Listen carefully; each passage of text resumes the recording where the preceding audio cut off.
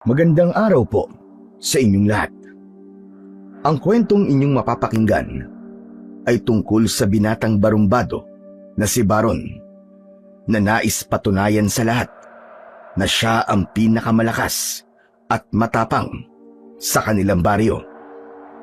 Hanggang isang matandang lalaki ang pinagkalooban siya ng mutya at kapa ng tigre na nagbigay ng kakaibang lakas at bangis kay Baron sa pakikipaglaban.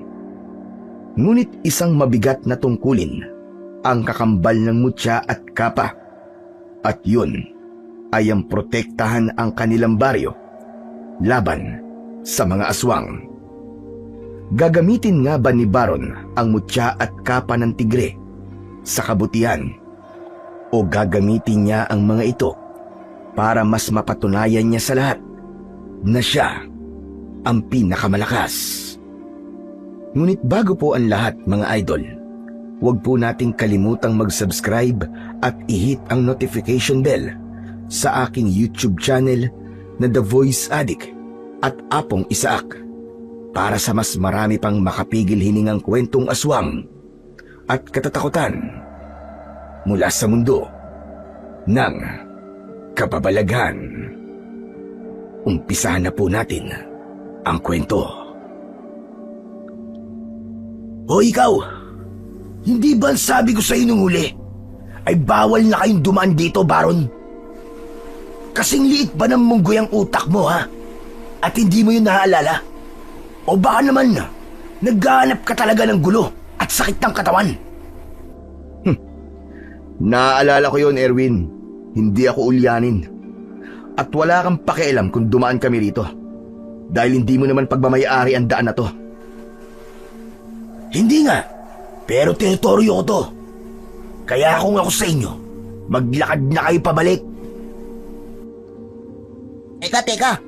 Wala namang ibang daan para makalabas ditong baryo natin kundi dito lang eh. Anong gusto mo? Lumipad kami? Oo nga. Saka, sino ba nagsabing teritoryo mo ang lugar na to? Porque malapit ang bahay mo rito eh. Teritoryo mo na kagad to. Ganun na nga. Kaya kayong tatlo, kung ayaw niyong umuwi na bugbog sarado, maghanap kayo ng ibang daan. Wala akong pakialam kung lumipad kayo o dumaan kayo sa gubat. Basta, bawal kayong dumaan dito. Bakit ba nagmamaasim ka? Dahil ba sa nabugbog ka naming tatlo nung huling beses na nagrambulan tayo? Ngayon ay naghahari-harian ka na rito. Para sa kaalaman mo, Erwin, walang nagmamay-ari ng lugar at daan na to. Kaya wala kang karapatan na hindi kami padaanin sa kahit na anong daan sa baryo na to. Ikaw ang pagbabantaan ko ngayon. Kung ayaw mo mabugbog ulit, padaanin mo kami dahil sinasayang mo ang oras namin. Matapang na nagtama ang mga mata ni na Baron at Erwin. Bata pa lang ay magkaaway na ang dalawa. Hanggang sa magbinata sila, ay nadala nila ang bagay na yon. Umabot na sa nagkaroon ng sariling grupo si Erwin upang salpukin si Baron at ang dalawa niyang kaibigan na sina Mario at Dado. Hindi pwedeng matapos ang isang buwan na hindi nag-aaway ang dalawang magkabilang grupo. Kung minsan ay panalo sina Baron at minsan naman ay sina Erwin ang nananalo. Ang totoo, hindi na maalala ni Baron kung paano at bakit sila nagkaroon ng galit ni Erwin sa isa't isa. Dahil bata pa sila nang magsimula silang mag-away. Para sa kanila ay hindi sila hihinto sa pag-aaway hanggang sa hindi nila napapatunayan sa mga tao sa baryo nila kung sino sa kanilang dalawa ang pinakamalakas at pinakamatapang. Patuloy na nakatitig sina Baron at Erwin sa isa't isa.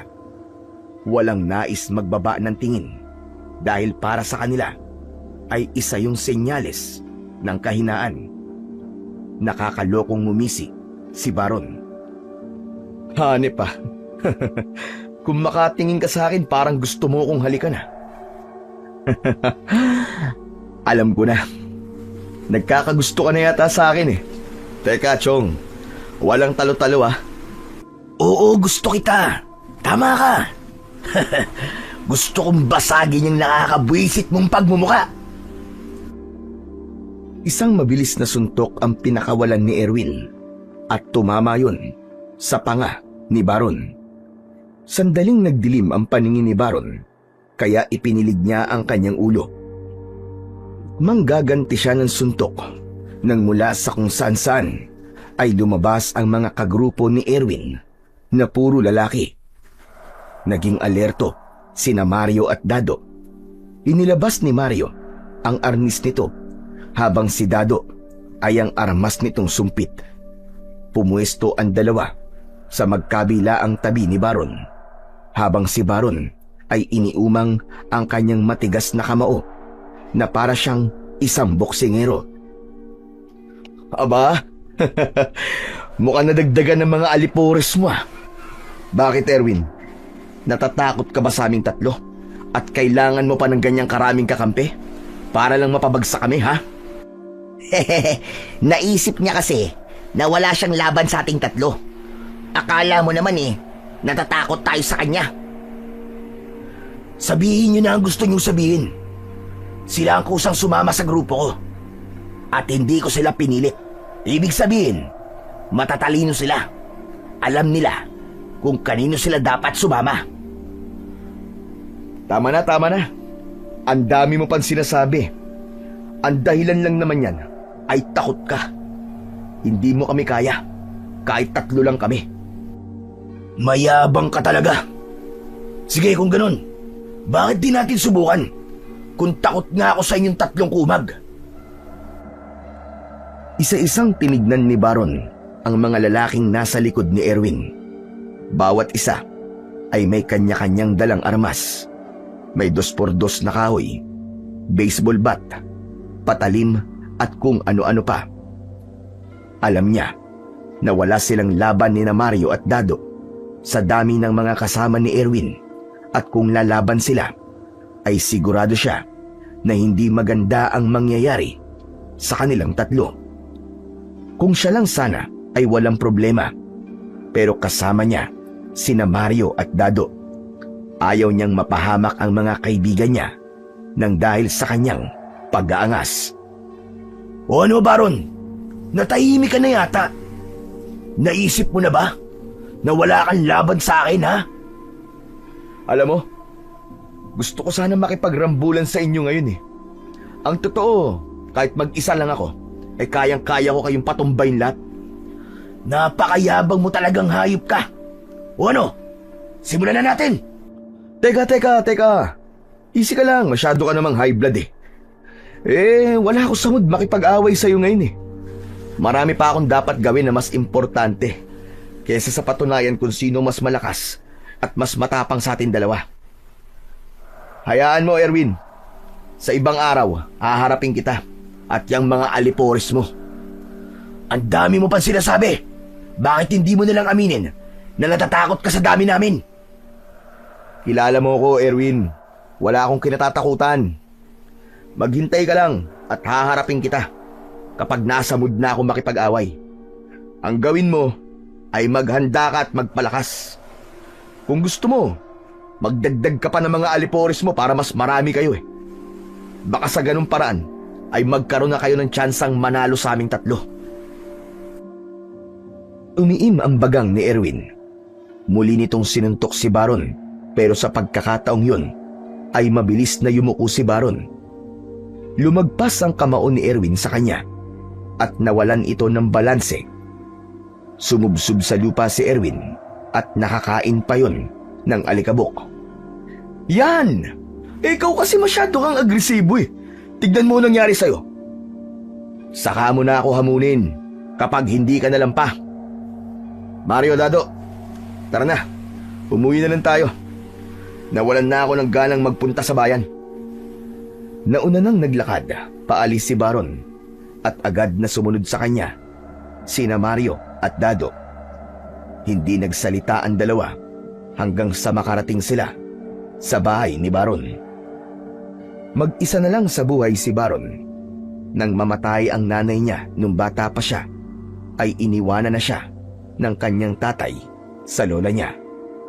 Halos 3 taon nang patay ang lola niya, kaya wala na siyang inaasahan, kundi ang kanyang sarili. Naupo si Baron sa mahabang upuan na nasa ilalim ng mayabong na puno ng santol sa harapan ng kanyang kubo, habang sina Mario at Dado naman ay nakatayo sa harapan niya. Tol, bakit naman umatras ka kay Erwin kanina? Sa ginawa mo, parang inamin mo na rin sa kanya.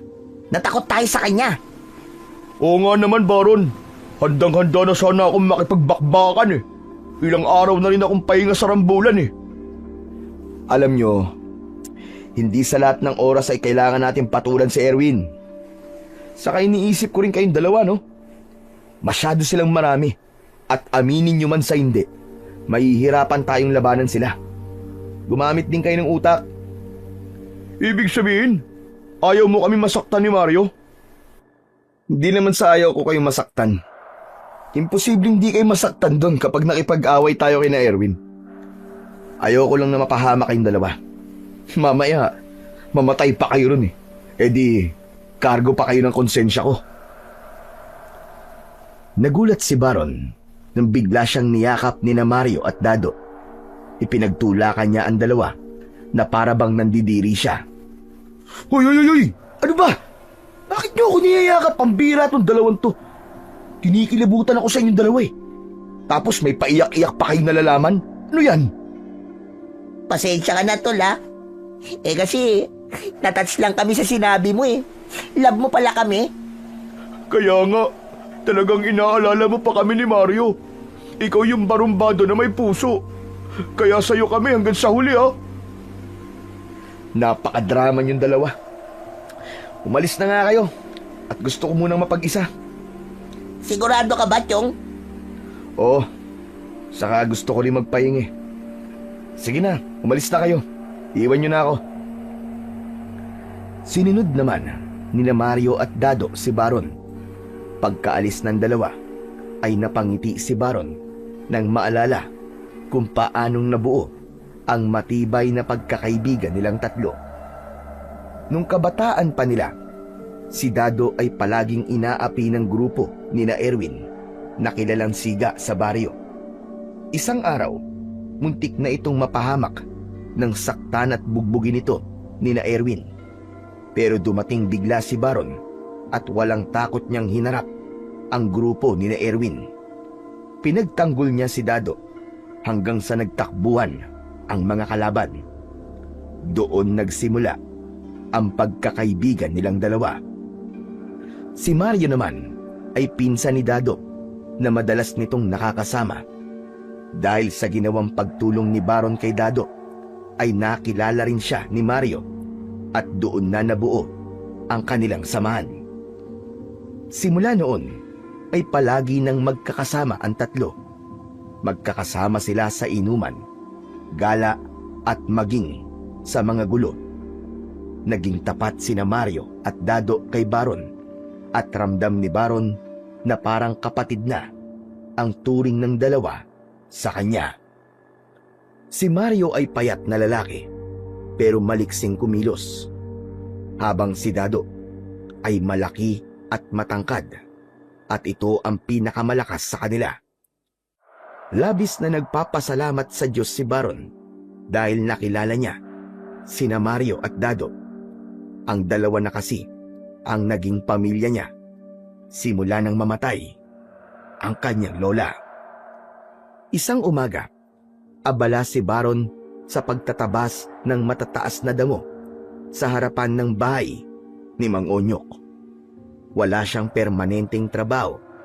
Kung ano ang pwedeng ipagawa sa kanya ay ginagawa niya at yun ang paraan niya ng pagkita ng pera.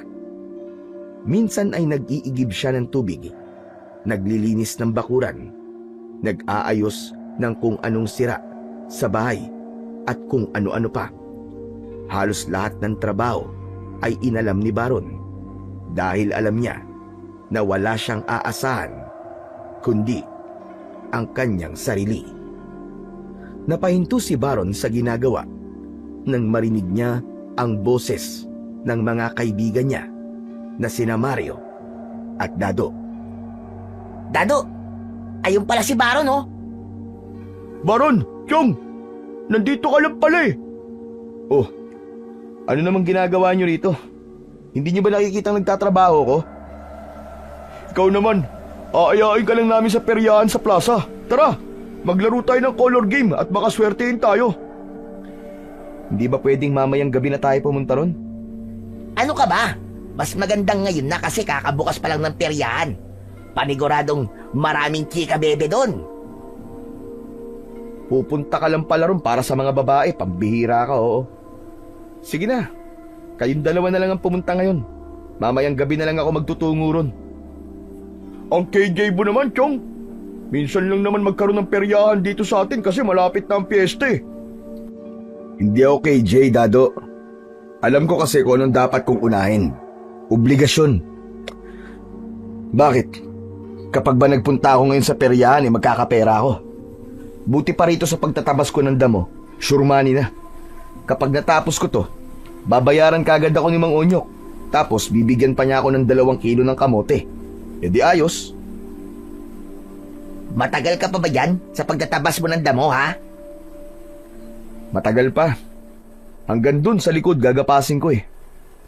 Ewan ko ba rito kay Mang Onyok kung bakit pinabayaan ng ganito ang mga damo rito. Pero ayos lang naman kasi dahil sa pagpapabayaan niya, meron ako naging trabaho, di ba? Ang mabuti pa siguro tulungan ka na lang namin para mabilis kang matapos dito. Ano? Hindi ba katatapos lang natin magakot ng nyog? Pagod pa ako, Mario eh. Ang sakit pa nga ng likod ko hanggang ngayon eh. Ikaw puro ka talaga reklamo, Dado. Para nga mabilis na matapos si Baron, tapos makakapunta na kagad tayo sa peryahan, di ba? Hindi na kailangan, Mario. Trabaho ko to. Saka mukhang mas kailangan yung 2 ng pahinga. Sige na, okay lang ako rito. Mamayang gabi na lang tayo magpunta sa perya. Ay nako, sige na nga. Basta dadaanan ka namin mamaya sa bahay mo ha. Oo, hihintayin ko kayo. Aalis na kami. Magkita na lang tayo mamayang gabi. Nang umalis na sina Mario at Dado, ay pinagpatuloy na ni Baron ang kanyang ginagawa. Napagtanto niya na malapit na pala ang piyesta sa baryo nila at magaganap na yon sa susunod na linggo. Kung ang ibang tao ay masaya sa paparating na piyesta, si Baron naman ay hindi. Simula nang mamatay ang lola niya, ay hindi na siya naghahanda tuwing may okasyon. Hindi kagaya nung buhay pa ang kanyang lola na kahit pansit at tinapay ay meron sila tuwing may mga espesyal na araw, gaya ng fiesta. Pagkatapos magtabas, ay binayaran na si Baron ni Mang Onyok. Bukod doon, ay binigyan pa siya nito ng napakaraming kamote. Malaking bagay na yon sa kanya dahil maaari niyang ilaga ang kamote at kainin. Pag-uwi ni Baron sa bahay, ay naligo muna siya at nagpalit ng malinis na damit. Nagpahinga siya pagkatapos dahil doon na niya naramdaman ang pagod sa ginawa niyang pagtatabas ng damo kanina. Mabilis na nakatulog si Baron. Naging napakatagal ng pagtulog niya dahil madilim nang magising siya. Sakto na paggising niya ay nakarinig naman siya ng malakas na pagkatok sa pinto. Tol! Tol, nandito na kami! Tara na sa peryahan! Nako Mario, mukhang tulog pa siya. Tignan mo at walang bukas na ilaw sa loob ng bahay niyo. Pupungas-pungas na bumangon si Baron at binuksan niya ang pinto. Ayos mukhang napasarap yata ang tulog mo Halatang bagong gising ka lang eh. O ano, tara na, punta na tayo sa peryahan. Ang dami ng tao na nagpupunta doon ngayon eh. Sandali, maghihilamos lang ako at magtututbrush. Hintayin nyo na lang ako dyan sa labas. Bilisan mo, Tol.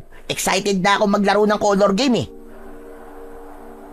Matapos maghilamos at magtutbrush, ay sumama na si Baron kina Mario at Dado. patungo sa peryahan. Sa totoo lang, ay mas gusto niyang manatili sa bahay upang makapagpahinga ng mas mahaba. Pero gusto rin niyang pagbigyan ang mga kaibigan niya sa gustong gawin ng mga ito. Pagdating sa peryahan, ay marami-rami na ang mga taong naroon. Walang mga rides, pero marami ang mga laro at mga nagtitinda ng pagkain. Bumili ng tinapay na may palaman na hotdog si Baron dahil hindi pa siya kumakain simula nang nakatulog siya kanina. Habang naglalaro ng color game sina Mario at Dado, ay nanonood lang si Baron. Ayaw niya kasing gastusin ang perang kinita at pinagpagura niya sa ganong klase ng sugal. Natawa na lang si Baron nang kahit isang beses ay hindi man lang tumama sa color game ang mga kaibigan niya. Uy, kayong dalawa. Tama na nga yan. Tama na yan. Mukhang hindi pabor sa inyong gabing to eh. Sandali lang, tol, sandali lang. Babawi lang kami, mananalo rin to. Oo nga naman. Isang taya na lang, tol. Anak ng tutyang naman oh. Ano ba? Huwag nyo nang gusto yung bumawi. Tama na. Mas marami pa ang talo nyo kaysa sa panalo eh. Mamaya maubos pa ang pera nyo eh. Ang mabuti pa maghanap na lang tayo ng pwedeng kainin dito. At kulang pa sa akin yung tinapay na binili ko kanina eh. Nagugutom pa ako. Teka lang, promise. Isang taya na lang. Tapos titigil na kami. Ay nako. Bahala kayo sa buhay nyo. Basta pinagsabihan ko na kayo ah. Naglakad palayo si Baron, kina Mario at Dado upang maghanap ng murang pagkain na pwede niyang bilhin. Hanggang sa may nakita siyang nagtitinda ng popcorn na malapit sa bukana ng papasok ng peryahan. Bumili siya ng isa at matapos niyang makapagbayad at makuha ang popcorn ay naisipan niyang balikan na ang mga kaibigan niya. Ngunit hindi pa man siya nakakakbang nang bigla siyang natigilan dahil narinig niya sa kung saan ang boses ni Erwin. Luminga siya sa paligid hanggang sa nakita niya si Erwin na nasa kabilang kalsada. Mahigpit nitong hawak sa kwelyo ang isang matandang lalaki na mukhang napakahina na. Payat ang katawan ng matanda at puro puti na ang buhok. May hawak na makapal na tela ang matanda at napakadumi. Pinanood ni Baron ang ginagawa ni Erwin habang kumakain ng popcorn. O ikaw, huwag kang magsinungaling sa akin, tanda. Alam kong may pera ka. Ibigay mo na sa akin ang pera mo bago pa ako mawalan ng pasensya sa'yo. Wala talaga akong pera, iyo. Hindi mo ba nakikita ang itsura ko? Isa lang akong palaboy. Kaya, paano ako magkakaroon ng pera? Maawa ka naman sa akin. Yun na nga eh. Alam ko palaboy ka. Kaya malamang ay may naglimos sa'yo. Akin na yung pinaglimusan mo. Akin na. Kahit nahubaran mo pa ako ngayon, ay wala kang makukuha na kahit piso sa akin. Kung gusto mo magkaroon ng pera, bakit hindi ka magtrabaho? Gamitin mo ang lakas ng katawan mo sa pagbabanat ng buto, hindi yung sa pangingikil sa ibang tao. Anak ng tutyang oh. Grabe talaga tong si Erwin. Hindi na naawa sa matanda. Tama naman yung matanda eh. Bakit di siya magtrabaho ng maayos para may pera siya? Ayaw talaga niyang lumaban ng parehas. Patuloy sa pagsubok at pagmuya ng popcorn si Baron hanggang sa biglang sinuntok ni Erwin ang matandang lalaki. Natumba ang matanda at napahiga sa lupa. Hindi pa nakontento si Erwin at sinipa pa nito ang tiyan ng matanda. Tama na! Tama na! Maawa ka sa akin! Wala talaga akong maibibigay na pera sa'yo! Hehehe, siguro nga'y wala kang pera. Kaya mas mabuti pa na aliwin mo na lang ako. Bubugbugin kita hanggang sa magkanda bali-bali ang makukunat mong mga buto. Wala sanang balak makialam ni Baron sa ginagawa ni Erwin sa matanda. Ngunit bigla niyang naalala ang lola niya at naisip niya na meron ding apo ang matandang lalaki. Alam niya kung ano ang mararamdaman ng apo nito kapag nalaman nito na merong nanakit sa lolo nito. Malalaki ang mga hakbang na lumapit si Baron kay Erwin. Bago pa muling masipa ni Erwin ang matanda, ay ibinato niya sa mukha ng binata ang isang bag ng popcorn. Gulat na napatingin si Erwin sa kanya. Anak nang, bakit mo ako binato ng popcorn? Umalis ka rito kung ayaw mo madamay. Pambihira ka talaga, Erwin, oh. Pati matanda pinapatulan mo eh. Di ka ba naaawa sa matandang yan? Nakita mo nang walang kalaban-laban sa'yo eh, sinasaktan mo pa. Eh ano bang problema mo ha? Bakit ka ba nakikialam sa gusto kong gawin? Kasi mali ang ginagawa mo. Hindi ka ba tinuruan ng nanay at tatay mo na gumalang sa nakatatanda? Aba, kung magmalasakit ka sa matandang to para kang anghel ha? Bakit? Lolo mo ba to? Hindi na nagsalita si Baron. Bagkus ay tinulungan niya ang matandang lalaki na tumayo.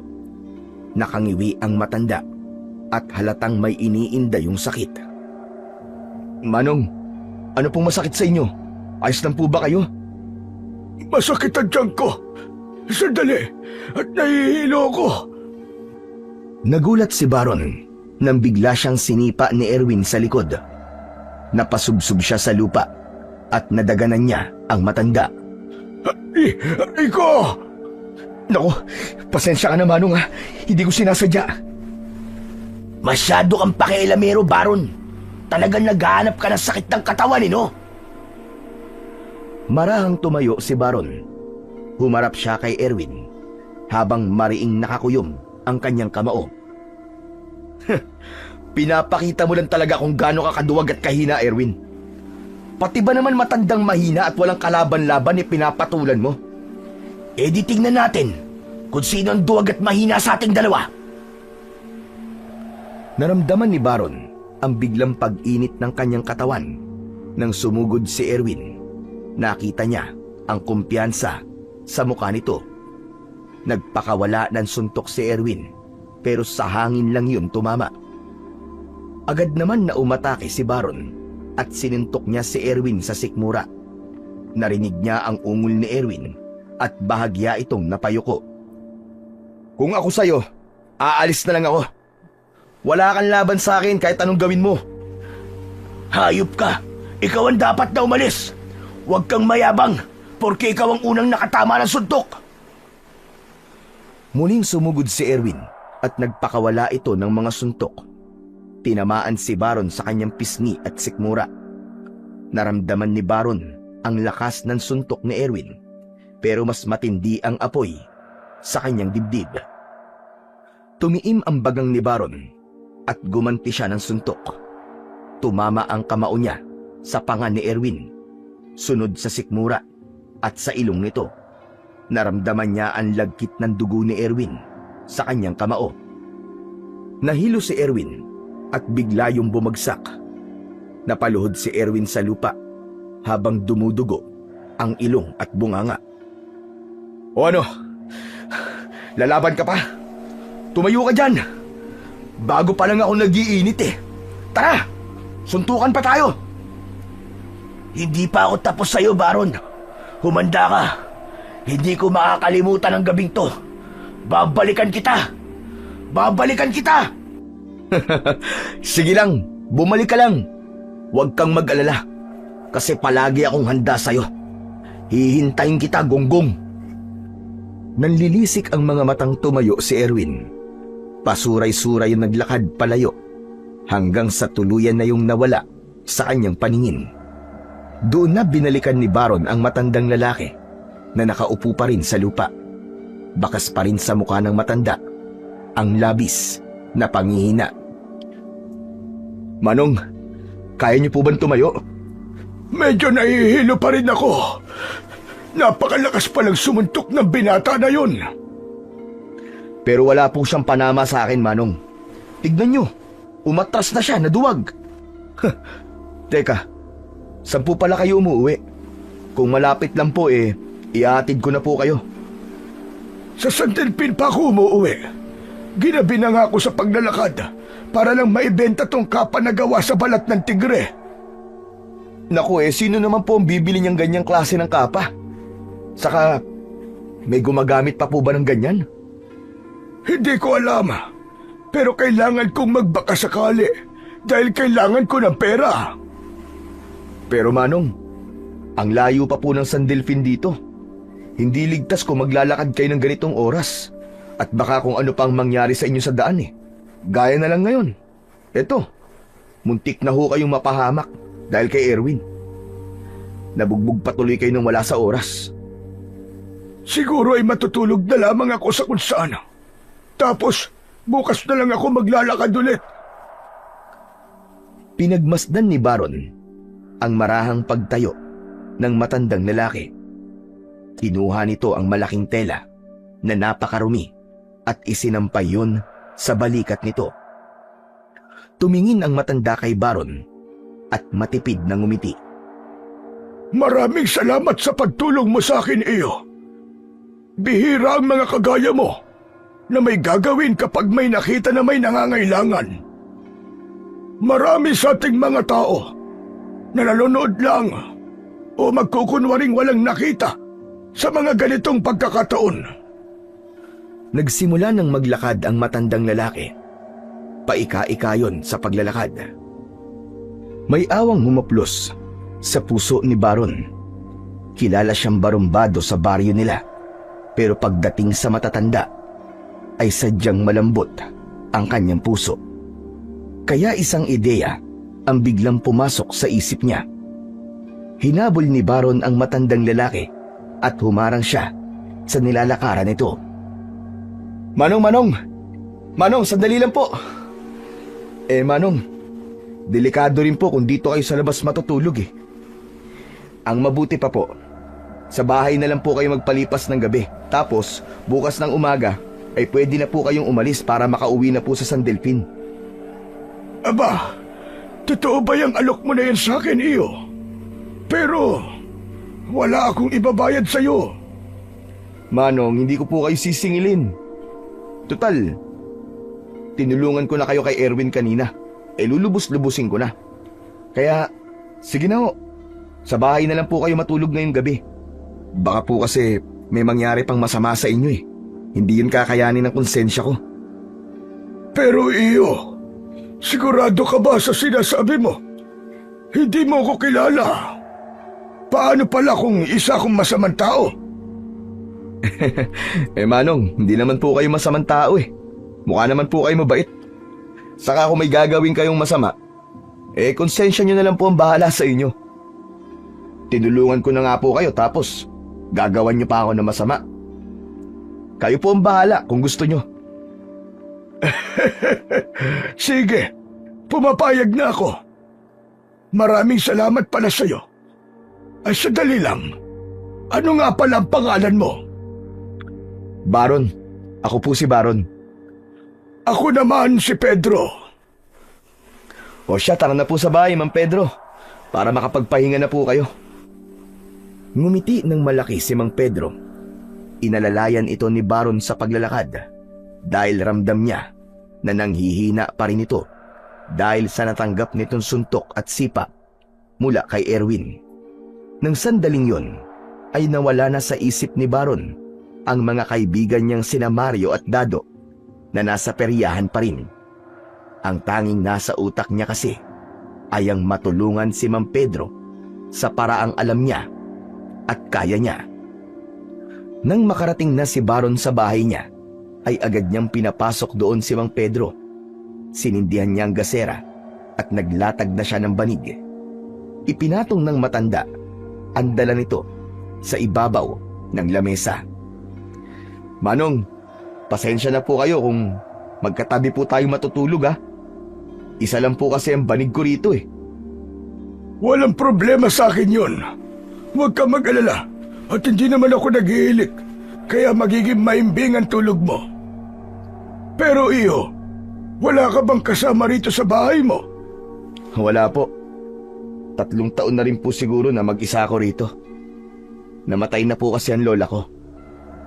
Ganun ba? Ikinalulungkot kong marinig yan. Kaya nga po hindi ako nagdalawang isip na tulungan kayo. Kasi Naaalala ko po si Lola sa inyo eh. Naisip ko po na paano kung si Lola pong nasa kalagayan nyo. Napakaswerte ng lola mo. Dahil nagkaroon siya ng napakabait na apo na kagaya mo, Baron. Hindi nga po eh. Puro sakit lang po sa ulo ang nakukuha ng lola ko sa akin. Mahilig po kasi ako makipag-away kaya madalas na pinapatawag si Lola sa barangay. Ganun ba? Pero nakikita ko ang kabutihan sa puso mo. Kailangan mo lang sigurong mapagtanto na walang magandang maidudulot sa'yo ang madalas na pakikipag-away. Ang mabuti pa po siguro eh, matulog na po tayo. Medyo inaantok na rin po ako eh. Mabuti pa nga. Maraming salamat pala ulit sa pagtulong mo sa akin, Baron. Hayaan mo at makakaganti rin ako sa kabutihan mo. Huwag niyo na pong isiping gumante. Masaya po ako na natulungan ko kayo. Hinintay ni Baron na makahiga si Mang Pedro bago niya pinatay ang gasera. Matapos yun ay nahiga na rin siya. Patigilid siyang humiga habang nakatalikod kay Mang Pedro. Pumikit na siya at kampante siyang natulog dahil malakas ang pakiramdam niya na mapagkakatiwalaan naman ang matandang pinatuloy niya sa kanyang bahay. Tanghali na nang magising si Baron kinabukasan. Nagunat siya habang nakahiga at pagtingin niya sa tabi niya ay napakunot siya sapagkat wala na ron ang matanda na si Mang Pedro. Inisip niya na baka lumabas lang ang matanda kaya dumungaw siya sa bintana pero hindi niya pa rin ito nakita doon. Saan na kaya nagpunta si Mang Pedro? Umalis siya habang tulog ako? Nakita ni Baron ang kapa na dala ni Mang Pedro. Nakapatong pa rin yun sa ibabaw ng maliit niyang lamesa. Oh, bakit nandito pa to? Naku, nakalimutan pa yata to ni Mang Pedro. Pero hindi bale. Dito muna tong kapa niya. Sigurado ako na babalikan niya to. Nagpabaga na ng uling si Baron sa kanyang lutuan. Nagsalang na siya ng tubig na may mga kamote dahil yun ang kanyang kakainin para sa almusal. Habang hinihintay niyang maluto ang kamote, ay biglang pumasok sa kubo niya si Mario. Ayos ah. Ang aga mo naman yatang pumunta rito. Huwag mong sabihin na makikipag-away tayo sa ganito kaaga. Sandali lang at hindi pa ako nakakapag-almusal. Pag-almusalin mo muna ako. Ano ba nangyari sa'yo kagabi at bigla ka na lamang nawala? Hinalap ka namin ni Dado sa peryahan pero hindi ka na namin nakita. Ay, oo nga pala no. Nakalimutan ko na kayong dalawa eh. Pasensya na kayo. Kagagawan kasi yun ni Erwin. Si Erwin? O bakit? Anong ginawa ni Erwin? Nagpang-abot kami ni Erwin kagabi sa labas ng plaza. Paano ba naman? Kinikikilam ba naman niya yung kawawang matandang lalaki? Tapos, nang hindi siya binigyan, sinuntok at sinipa niya. Siyempre, tinulungan ko yung matanda. Pero wag ka mag-alala, Mario. Hindi umubra si Erwin sa akin kagabi. Wala na nga siyang nagawa kundi ang umalis kasi alam niyang hindi siya mananalo sa akin Totoo ba yung sinasabi mo? O gawa-gawa mo lang para hindi kami magalit sa'yo ni Dado? Bakit? Nagdududa ka ba na natalo ko sa suntukan si Erwin? Hindi. Duda ko na may tinulungan ka matandang lalaki. Ikaw? Tutulong? Wow! Imposible Chong. Wala sa pagkatao mo ang tumulong sa ibang tao. Ah, talaga ba? Ganyan ba ang pagkakakilala mo sa akin? Sandali. Nakikita mo yung malaking tela na nasa lamesa ko? Dala yun ng matandang lalaki. Sa kanya yun. Dito ko nga muna siya pinatulog kasi malayo pa ang uuwian niya. Nasan yung matandang sinasabi mo? Hindi ko nga alam kung lumabas lang ba siya o umalis na kasi naiwan niya yung tela niya Pagising ko wala na siya. Nako, Chong. Hindi kaya magdanakaw yun? Tinignan mo na ba mga gamit mo? Baka may nawawala. Ano namang nanakawin niya rito? Saka, magaan ang pakiramdam ko sa kanya. Kaya sigurado ko na hindi siya masamang tao. Pero sa totoo lang, Tol, nag-alala kami ni Dado sa'yo nung bigla ka na lamang nawala. Akala nga namin nabiktima ka na ng aswang Ano? Anong aswang sinasabi mo? Chong, narinig kasi namin yung pinag-uusapan ng mga tao kagabi sa peryahan. Ang sabi nila, Chong, ay meron daw na umaataking mga aswang sa kabilang baryo. Aba, hindi lang mga hayop ang binibiktima, kundi pati mga tao. Ang sabi pa nga nung isang babae, may mga napatay na yung mga aswang. Kaya nakakatakot na palang gumala tuwing gabi, Chong. Pambira. At talagang naniwala ka kagad sa mga narinig nyo ni Dado. Mario, napakatagal na nating nakatira sa baryong to at kahit dulo ng daliri ng aswang ay wala tayong nakita. Saka, sa kabilang baryo naman sila umaatake. Kaya nung kinakatakot mo. Kahit na pa sa kabilang baryo eh. Aba, napakalapit lang nun dito sa atin, no? Paano kung isunod na nila tong baryo natin? Buti sana kung uubra sa kanila ang sumpit at arnis namin ni Dado eh. Sus, masyado mo lang tinatakot ang sarili mo. O sige na, umalis ka na at mag-aalmusal na ako. Mukhang kumukulo na yung isinalang kong kamote. Gutom na rin ako eh. O sige, uuwi na muna ako. Pero tol, sinasabi ko sa iyo ha, mag-iingat ka. Bakit na naman? Dahil sa aswang? Bukod sa aswang, tol, mag-ingat ka rin kay Erwin. Hindi ba sabi mo eh, natalo mo siya kagabi sa suntukan? Hindi malabog gumanti ang mokong na yun sa'yo. Wala akong pakialam sa kanya, Chong. Kahit isama pa niya lahat ng alipores niya, ay kayang-kaya ko silang patumbahin. O sige na, umalis ka na para makakain na ako. Muling nagpaalam si Mario kay Baron bago yung tuluyang umalis. Nang naluto na ang nilagang kamote, ay nagtimpla na ng kape si Baron. Inalis niya ang kapa na nasa ibabaw ng lamesa at inilagay niya yun sa sahig na kawayan. Habang mag-isang kumakain, ay hindi napigilan ni Baron na manakanakang tignan ang makapal na tela ni Mang Pedro. Hindi niya maintindihan, pero tila may kung anong enerhiya ang humihila sa kanya upang tignan niya yon. Matapos na hugasan ang mga pinagkainan, ay biglang naisip ni Baron ang babala ni Mario kanina. Napagtanto niya na tama si Mario. Hindi malabong rumesbak si Erwin sa kanya dahil sa nangyari kagabi. Tama si Mario. Kailangan ko mag-ingat. Baka umatake nga si Erwin kapag hindi ako handa. Kilala ko pa naman ang kumag na yon. Hindi siya patas lumaban. Sa gitna ng pag-iisip ni Baron, ay muli niyang nasulyapan ang kapang naiwan ni Mang Pedro. Nilapitan niya yon at kinuha. Tinignan niya yon ng mabuti at inamoy. Anak ng... Ano ba to? Amoy alimuom, napakabaho. Parang kulog na utot ang amoy ah. Tapos napakadumi pa. Tapos ang sabi niya binibenta niya to. Anak ng tutsang. Sino naman kaya ang bibili ng kapang to kung ganito to kabaho at kadumi? Napailing si Baron at naalala niya ang mukha ng matanda na si Mang Pedro. Kagabi ay nakita niya kung gaano kagusto ng naturang matanda ang kumita ng pera. Kaya naisip niya na muli itong tulungan upang madaling maibenta ang tinitinda nitong kapa. Nagtungo si Baron sa likod ng kanyang kubo. Dala ang kapa. Inilagay niya yon sa batya at nilagyan niya yon ng tubig na mula sa balon. Binanlawan niya yon ng paulit-ulit hanggang sa nabawasan ang nakakapit doong dumi.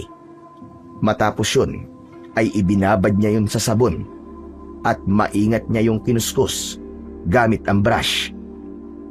Kailangan na hindi ko masyadong diinan ng pagkuskus dito. Gawa nga pala to sa balat ng tigre.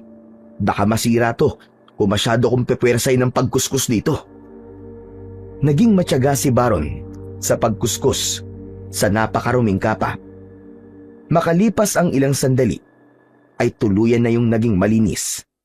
Muli niya yung binanlawan ng maraming beses at nang isampay niya yon ay napangiti siya sapagkat nakita niya ang napakagandang disenyo ng kapa.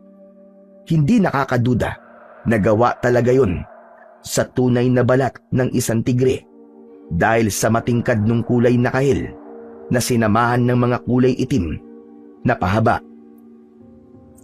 Ayos! Kapag natuyo ka na at binalikan ka na ni Mang Pedro, sigurado ko na maibibenta ka na niya dahil malinis at mabango ka na. Iiwanan na sana ni Baron ang kapa nang biglang may nalaglag na kung anong bagay mula roon. Dinampot niya yun at nalaman niya na isa yung kwintas na may palawit na tila isang hulin na kulay kahil at may batik na kulay itim. Teka, kakaibang kwintas na to ah. Kasama ba to sa binibenta ni Mang Pedro? Ba't di ko nakita kanina habang nilalaban ko? Ah, baka nakaipit. Dahil walang makakasagot sa tanong ni Baron, ay naisipan niyang itago na lamang ang kakaibang kwintas.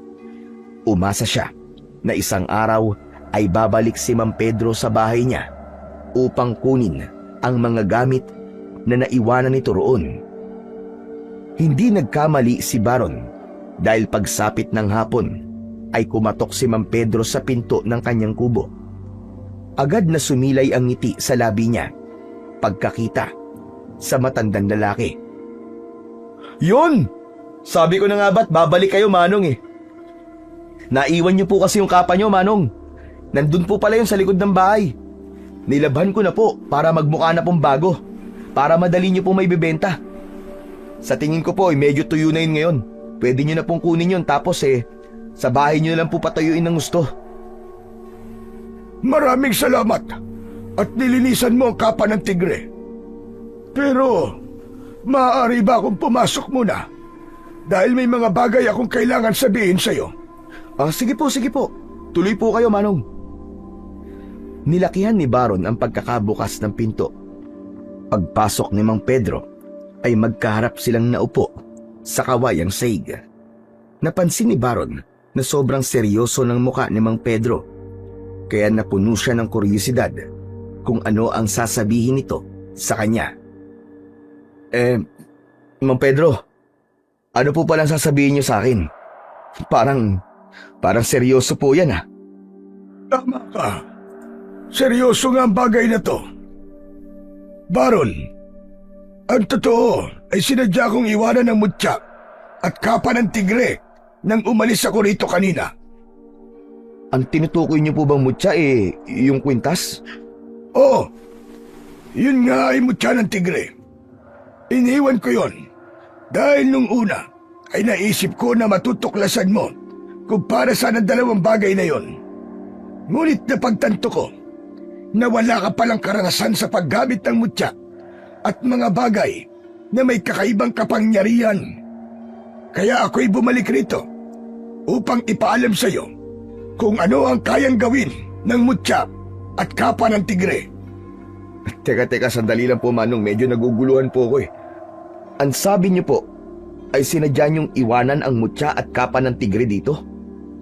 Pero bakit ho? Dahil nakita ko sa aking panaginip, nadadanak ang dugo sa baryong ito nang dahil sa mga aswang. Ang totoo ay hindi ko ibinibenta ang mutya at kapa ng tigre, kundi naghahanap talaga ako ng isang tao na karapat-dapat na maging bagong tagapangalaga ng mga yon. At ikaw, Baron, ikaw ang napili ko. Nakita ko sa iyo ang katangian ng isang bayani at taong may mabuting kalooban. Ako? May mabuting kalooban? Nagpapatawa ka ba, Manong? Nakalimutan niyo na po ba yung sinabi ko na mahilig po ako makipag-away? Abay, barumbado po ako. Hindi ko yun nakakalimutan. Ngunit hindi ang bagay na yon ang nagiging definisyon para masabi na masama kang tao. May kabutihan pa rin sa iyong puso. At ako mismo ang nakaranas nun. Kaya sigurado ko na hindi ako magkakamali kung sa'yo ko ipagkakaloob ang mutya at kapa ng tigre. Sandaling natahimik si Baron. Inisip niya ang mga sinabi ni Mang Pedro. Maya-maya ay napailing siya, sabay tawa ng malakas. Aba, anong nakakatawa, Baron? Alam ko na. Pinagtitripan niyo ako, Manong, ha? Siguro gusto niyong malaman kung maniniwala ba ako sa mga sasabihin niyo. Oo na, muntik na akong maniwala, Mang Pedro. Ang mabuti pa po kunin niyo na po ang kapa niyo.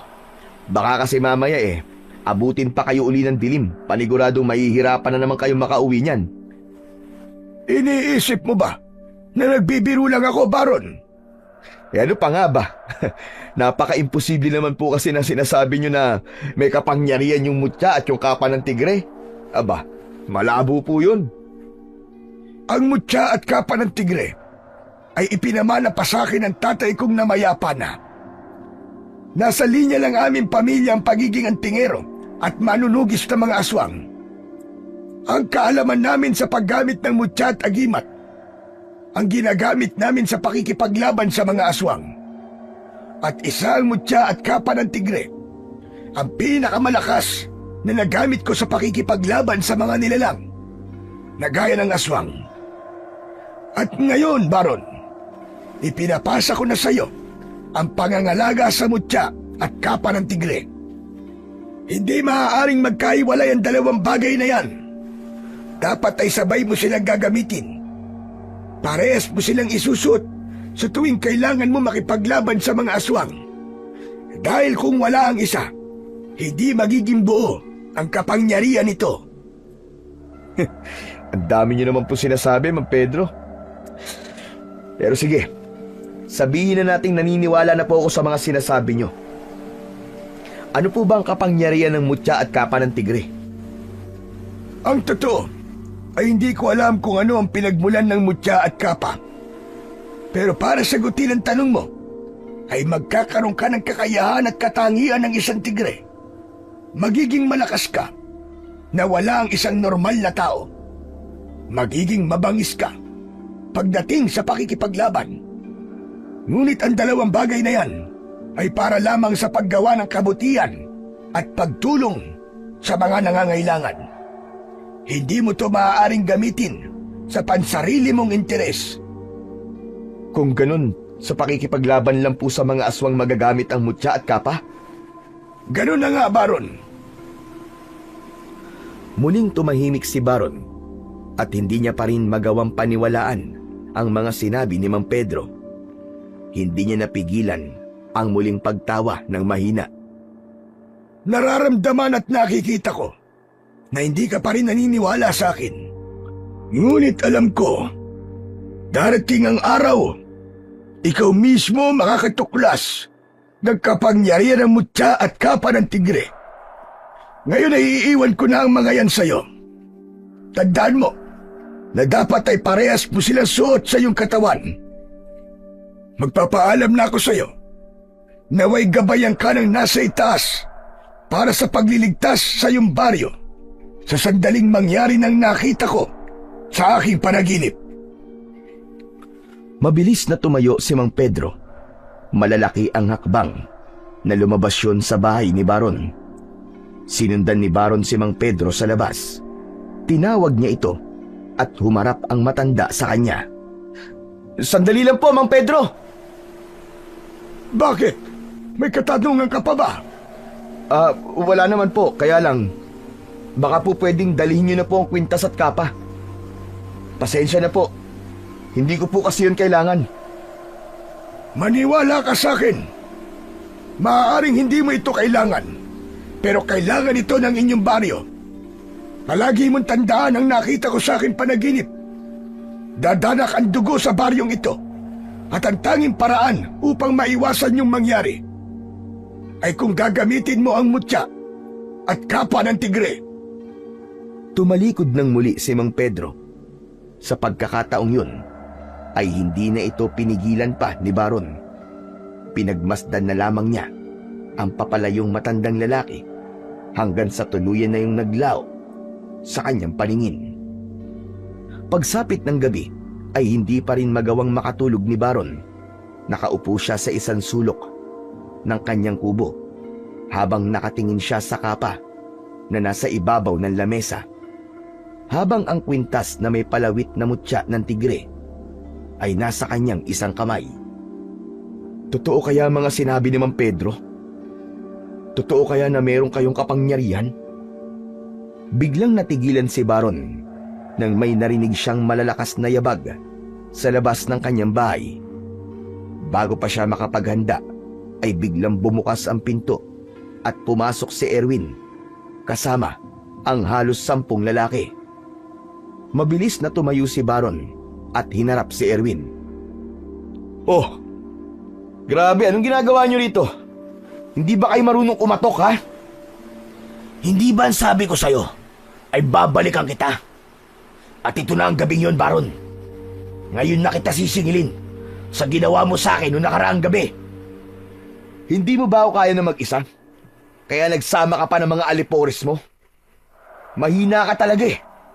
Duwag ka, Erwin. Duwag. Sabihin mo na ang gusto mong sabihin. Pero sa gabing to, sisiguraduhin ko na luluhod ka sa harap ko at magmamakaawa ka para buhayin pa kita. Sumenya si Erwin sa mga kasama nito. 2 lalaki ang lumapit kay Baron at sinalubong siya ng mga yon ng malalakas na suntok sa muka at tiyan. Napahandusay siya sa sahig. Pilit niyang tinakpan ang kanyang ulo habang sunod-sunod siyang sinisipa ng mga kasama ni Erwin sa iba't ibang parte ng kanyang katawan. Sa bawat tama ng sipa kay Baron ay naririnig niya ang paghalakhak ni Erwin. Sige lang! Huwag niyong titigilan yan! Ang gusto ko ay gagapang na siya sa lupa at magmamakaawa sa akin! Nanginginig ang katawan ni Baron at mabigat na ang kanyang paghinga. Dumapo ang isa pang sipa sa kanyang tagiliran at halos mawalan na siya ng ulirat.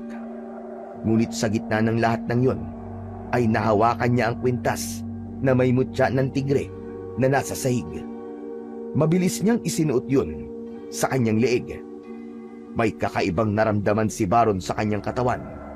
Isang pakiramdam na hindi niya kayang ipaliwanag. Pilit na gumapang si Baron palapit sa lamesa kung saan naroon ang kapa ng tigre. Hindi niya muna ininda ang walang tigil na sipa na kanyang natatanggap. Nang makuha niya ang kapa, ay agad niya yung isinuot.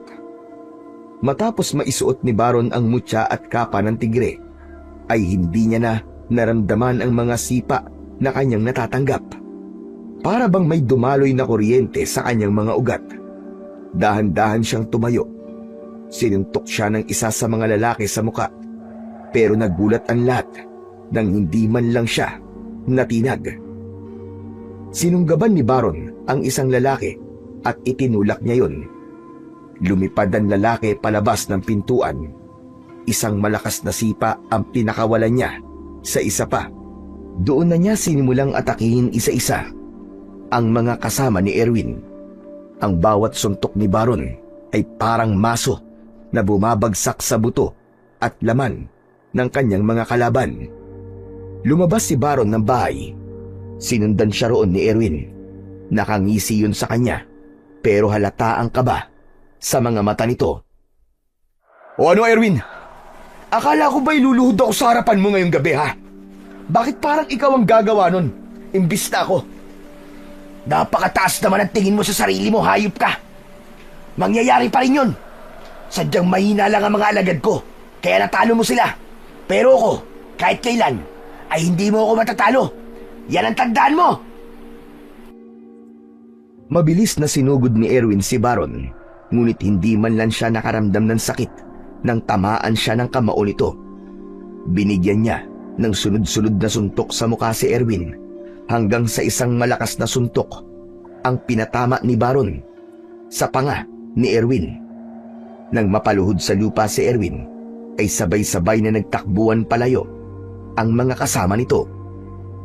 Nahihirapang tumayo si Erwin. Susugod sana ulit ito kay Baron, pero agad niya tong sinalubong ng malakas na sipa sa dibdib. Napahiga sa lupa si Erwin at napasingap ito. Nakita ni Baron na tila nahihirapan na sa paghinga si Erwin. O ano, Erwin? Hindi ka pa ba luluhod sa harap ko? Sige na, magmakaawa ka na sa akin. Nabuhayin pa kita. Gumapang si Erwin palayo kay Baron. Nang nakalayo na ito ng bahagya, ay saka ito tumayo at takot na tumakbo. Hoy, ano? Bumalik ka rito! Hindi pa ako tapos sa'yo! Duwag! Susugod-sugod kayo tapos tatakbo kayo? Mga walang kwenta! Ngumisi si Baron nang tuluyan nang nawala si Erwin at ang mga kasama nito. Patuloy niyang naramdaman ang kakaibang lakas at enerhiya na alam niyang nagmumula sa mutya at sa kapa ng tigre na kanyang suot. Hinubad niya ang kapa at mataman niya yung tinignan habang hindi pa rin siya makapaniwala sa nangyari kanina. Totoo nga ang sinabi ni Mang Pedro. May kapangyarihan ka nga. Kung ganun, magagamit kita para tuluyan na akong katakutan ni Erwin. Hindi na siya makakapalag sa akin habang suot kita. Bumalik na si Baron sa loob ng kanyang kubo. Maingat niyang isinampay ang kapa sa sandalan ng upuan. Nang nakahiga na siya, ay hindi pa rin naalis ang malaking ngiti niya sapagkat nasisiguro niya na simula sa araw na yun ay siya na ang ituturing na pinakamalakas sa kanilang baryo. Kinaumagahan, nagising si Baron sa malalakas na pagkatok sa pinto ng bahay niya. Naiinis siyang tumayo dahil nagambala ang kanyang pagtulog. Pagbukas niya ng pinto ay nakita niya sina Mario at Dado. Dere-derechong pumasok ang dalawa at ang mga yun pa ang nagsarado ng pinto. Pambihira! Ang aga niyo naman mambulahaw. Alam niyo naman na kapag ganitong oras itulog pa ako, di ba? Hindi na kasi namin kayang patagalin pa narinig namin chismis dito sa baryo natin, tol eh. Totoo ba? Na binugbog mo sina Erwin kagabi? At ginawa mo yun nang mag-isa ka lang? Saan niyo naman narinig yan? Sa mga tao rito, halos lahat pinag-uusapan ka, Baron na. May mga nakakita sa'yo kagabi na nakipag-away ka kina Erwin. At kahit mag-isa ka raw, ay ikaw pa rin ang nanalo. Napatakbo mo daw silang lahat. Totoo yun. Ay nako, alam mo dito talaga sa baryong to, napakabilis talaga ng balita. Pero maganda yan para malaman ng lahat kung sino ang dapat nilang katakutan dito. Pero paano mo nagawa yun, Tol? Paano mo natalo si na Erwin kahit mag-isa ka lang? Sabihin mo naman sa amin ang totoo. O sige, sasabihin ko sa inyo Pero ipangako nyo na hindi nyo sasabihin sa kahit na sino ang malalaman nyo ngayon sa akin. Oo, hindi promise. Saka kilala mo naman kami, di ba? Kapag sinabi mo sikreto, mananatiling sikreto talaga yon. Takot lang namin sa'yo, Tol. Sandaling tinitigan ni Baron sina Mario at Dado dahil alam niyang mapagkakatiwalaan niya ang dalawa. Ay nagdesisyon na siyang ipaalam sa mga yon ang dahilan kung bakit siya nanalo sa away nila ni Erwin nung nakaraang gabi. Kinuha ni Baron ang kapa ng tigre at iniladlad niya yon sa harapan ni na Mario at Dado. Teka, ano yan? Maglalatag ka ba at matutulog na tayo? Hindi, Timang. Ito yung maduming kapa na pagmamay-ari ng matandang tinulungan ko. Ibinigay niya to sa akin, kasama ang isang mutya ng tigre. Ang dalawang bagay na yon ang nagbigay sa akin ng kakaibang lakas at bangis sa pakikipaglaban. Kaya natalo ko sina Erwin kagabi. Ano ka mo? Mutya ng tigre? Kapa? Ano ba sinasabi mo, Tol? May sakit ka na ba? Sinabi niyo na sabihin ko ang totoo, di ba? Pero nasabihin ko, ayaw niyo namang maniwala. Pambihira kayo, oo. Tol, ano ba kasing naitulong ng kapa at mutya na yan sa'yo kagabi? Merong kapangyarihan ng mga to. Hindi ba kayo nakikinig? Sinabi ko nang kapag suot ko ang dalawang to, ay nagkakaroon ako ng lakas at bangis gaya ng sa isang tigre. Kahit nung una hindi nga rin ako makapaniwala Pero nang nabugbog ako ni na Erwin, ay naisip kong subukan kung totoo. Kaya sinuot ko ang mga to. At hindi nga ako binigo ng mutya at kapa ng tigre. Kayo na mismo ang nakarinig sa mga tao na tinalo ko sina Erwin, di ba? Kahit mag-isa lang ako. Nagkatinginan sina Mario at Dado. Naramdaman ni Baron na duda pa rin ang dalawa sa mga sinabi niya. Kung ayaw niyong maniwala, bahala kayo sa mga buhay niyo. Akala ko ba'y kaibigan ko kayo? Sana alam niyo na hindi ko kaya magsinungaling sa inyong dalawa. Sige na nga, umalis na nga kayo. Istorbo lang kayo eh. Eto naman, ang hilig magpaalis. Hindi ba pwedeng pinoproseso pa ng mga utak namin na sinasabi mo? Pero kung totoo ang sinasabi mo, Tol, ibig sabihin ay hindi naman nanalo si na Erwin sa atin. Kahit mag-isa ka lang ay kayang-kaya mo silang patumbahin. Kahit isang batalyon pa sila. Hehehe, tama ka dyan, Dado. Tayo na magiging pinakakinatatakutang grupo, hindi lang sa baryo natin, kundi maging sa buong mundo. Pambihira ka. Ang OA naman ng buong mundo. Sapat na sa akin nakatakutan tayo ni na Erwin. Alam niyo naman, bata pa lang kami, magkaaway na kaming dalawa. Ngayon may ganito na akong mutya at kapa. Sigurado ko na matatakot na siyang banggain ako ngayon. Masayang nag-appear sina Mario at Dado, habang si Baron ay mas matindi ang kasiyahan ng sandaling yun. Hindi niya inasahan na ang simpleng pagtulong niya sa isang matandang lalaki ang siyang magiging daan upang magkaroon siya ng kakaibang lakas na alam niyang katatakutan ng lahat. Simula noon ay napansin ni Baron ang malaking pagbabago kay Erwin. Sa tuwing nagkakasalubong sila ng daan, ay hindi na makatingin si Erwin ng diretso sa kanya. Lagi itong umiiwas o hindi kaya ay lumilihis ng daan na para bang takot na takot yon kay Baron. Sa mga mata ng mga tao ay malinaw na natalo at napahiya si Erwin at yun ay naging dahilan upang mas lalo pang umingay ang pangalan ni Baron sa baryo nila. Hindi naman pinalampas ni Baron ang pagkakataong ipagmalaki ang nangyari. Sa bawat inuman at pagkikwentuhan kasama ang mga kabarkada ay palagi niyang ikinikwento kung paano niya tinalo sina Erwin. Yun nga lang, hindi niya ipinapaalam sa iba ang tungkol sa mutya at kapa ng tigre, maliban na lang sa mga kaibigan niya na sina Mario at Dado. Isang madaling araw, galing si Baron sa inuman sa bahay ni na Mario at Dado. Pasuray-suray siyang naglalakad pero hindi maalis ang ngiti sa kanyang labi. Napakasaya niya dahil marami na ang humahanga sa kanya. Nang nasa harapan na siya ng kubo niya, ay natigilan siya nang makita si Mang Pedro na hawak ang mutya at kapa ng tigre. Seryoso ang muka ng matandang lalaki. Nakangiting lumapit si Baron kay Mang Pedro at tinapik pa niya yun sa balikat. Yun oh, Mang Pedro, long time no see ah. Maraming salamat nga pala sa pagkakaloob mo sa akin ng mutya at kapa na yan ha.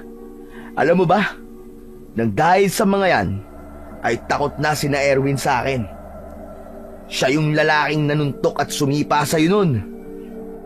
Akala mo ba ay natutuwa ko sa ginawa mo, Baron? Ganyan ba ang gusto mo? Ang makilala ka sa pagiging barumbado mo? Ha? Ano po bang ibig niyong sabihin? Bakit di ka natutuwa? Saka bakit hawak niyo po ang mutya at kapa?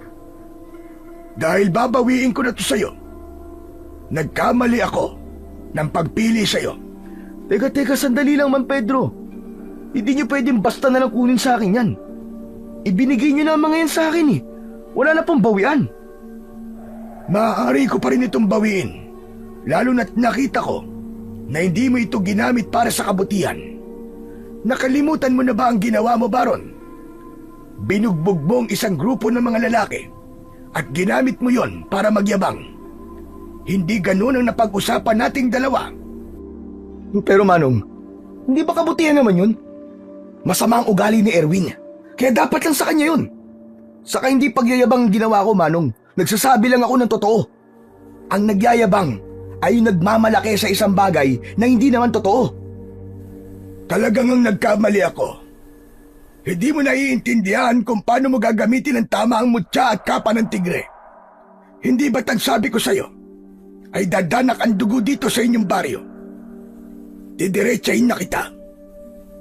Nakita ko sa panaginip ko na may mga aswang nasasalakay dito sa baryo nyo, Baron. Ibinigay ko sa iyo ang mutya at kapa para gamitin sa pakikipaglaban sa mga aswang at para ipagtanggol at protekta ng mga tao dito sa inyong lugar. Hindi ko ibinigay ang mga ito para ikaw ay magyabang. Nawala ang pagkalasing ni Baron sa mga sinabi ni Mang Pedro. Napagtanto niya ang kanyang pagkakamali at napayuko siya ng dahil sa pagkapahiya. Patawarin niyo po ako, Mang Pedro.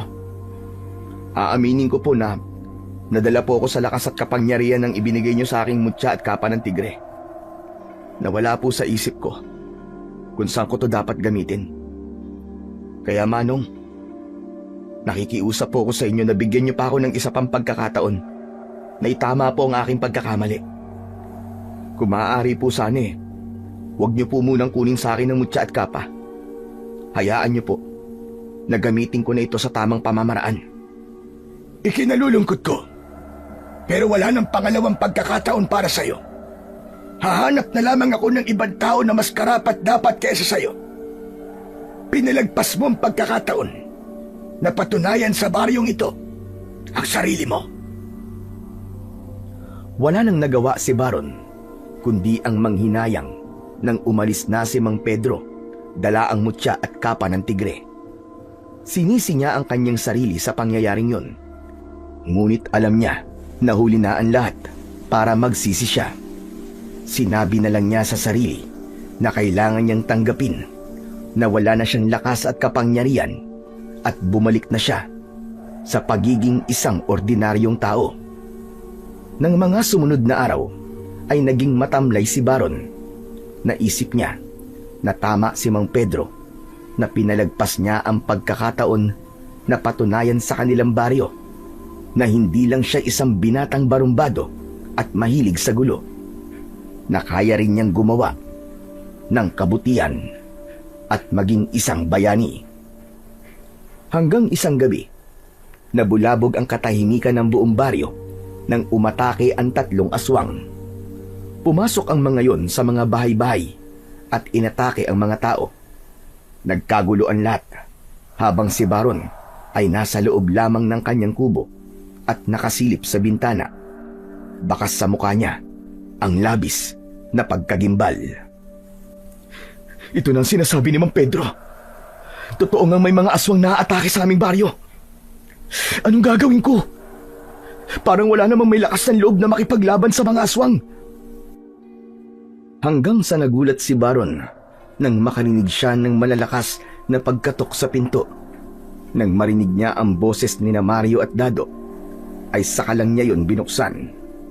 Dala ni Mario ang arnis nito, habang sumpit naman ang kay Dado. Anong ginagawa niyo rito?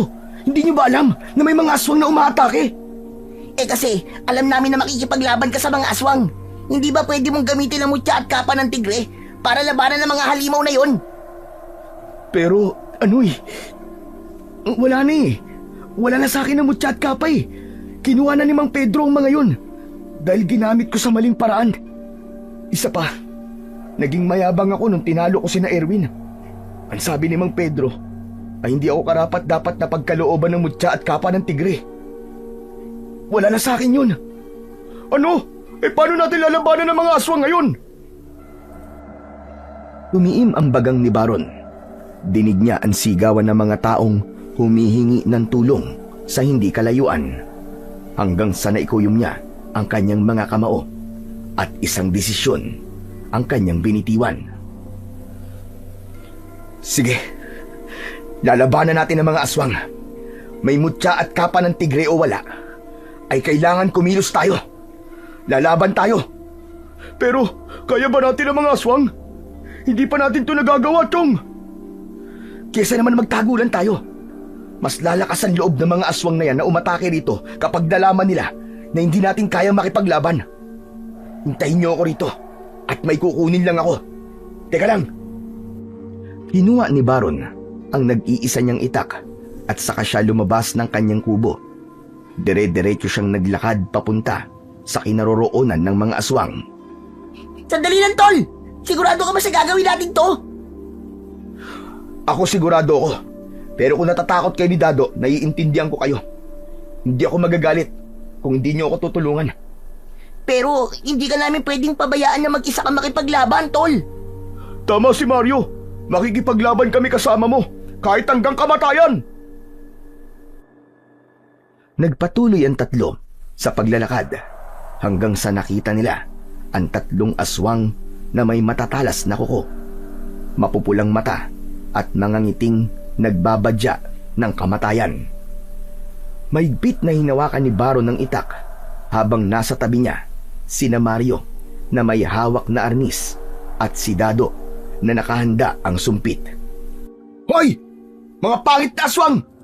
Kami ang harapin nyo! Tignan natin kung uubre ang lakas nyo sa aming tatlo! Unang umatake ang isa sa mga aswang. Pinuntirya nun si Baron. Nagawang iwasan ni Baron ang matutulis nitong mga kuko. Tinaga niya sa braso ang aswang at malakas siyang sumigaw dahil sa labis na sakit. Pinaghahampas ni Mario ang aswang gamit ang kanyang arnis, habang si Dado naman ay sinumpit ang aswang sa iba't ibang parte ng katawan nito. Ang sumpit ni Dado ay may bala na patulis na bakal. Doon na sumugod ang dalawa pang aswang. Hindi na malaya ni Baron ang pagkalmot ng isang aswang sa kanyang braso. Naramdaman na lang niya na may dugong dumadaloy sa kanyang braso papunta sa kanyang kamay. Chong! May sugat ka! Umatras na tayo! Hindi ako aatras. Kailangan mapatay natin ang mga halimaw na yan. Kailangan nating ipakita na hindi sila basta-basta pwedeng manggulo rito sa baryo natin. Galit na sumugod kina Baron ang isang aswang. Humanda kayo mga chong. Kailangan natin patayin ng isang yan. Sinumpit ni Dado ang papasugod na aswang at bumaon ang dalawang bala nun sa mga mata ng aswang. Doon na umatake si Baron at sinaksak niya sa dibdibang aswang gamit ang kanyang matalas na itak. Malakas namang pinalo ni Mario ang likod ng ulo ng aswang gamit ang arnis nito. Walang buhay na bumagsak ang isang aswang sa lupa, habang ang dalawang natitirang aswang ay tila nagkaroon ng pag-aalangan na umatake. O ano? Gusto nyo ba mangyari sa inyo nangyari sa kasama nyo? Sige, lumapit kayo! Hindi kami natatakot sa inyo! Mga hayop kayo! Sabay na umangil ang dalawang aswang. Matapos yun, ay mabilis na tumakbo ang mga yon hanggang sa tuluyan ng nilamon ng kadiliman ang mga aswang. Hoy! Bumalik kayo rito, mga duwag! Bumalik kayo rito! Ano ka ba? Pambira ka, wag mo nang pabalikin! At baka bumalik talaga ang mga yon! Para maangas tayong tignan. Tignan mo, at ang daming taong nakatingin sa atin, oh. Hindi mo ba nakikita? Sa pagkakataon na yon, ay lumapit na ang mga tao kina Baron. Tuwang-tuwa na nagpasalamat ang mga yon sa kanila. Labis ang sayang naramdaman ni Baron dahil noon lang niya naranasang pasalamatan ng mga tao dahil sa isang bagay na kanyang nagawa.